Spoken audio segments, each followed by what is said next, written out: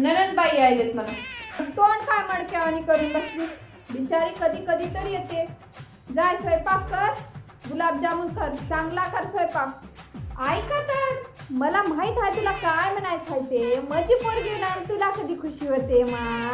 अहो आत्या ऐका तर. आमचा जमाना होता, आमची ननंद आल्यानं कधी उलट सुलट बोलू नये, आलं की पदर घेवाव, नंदच्या पाया पडाव. आम्ही सासूला तर भिवावच, नंदला सुद्धा भिवाव. जबान निघत गेली नाही त्याच्या पुढे आम्हाला बोलाय. अहो आत्या, माझं सगळं ऐकून तर घ्या.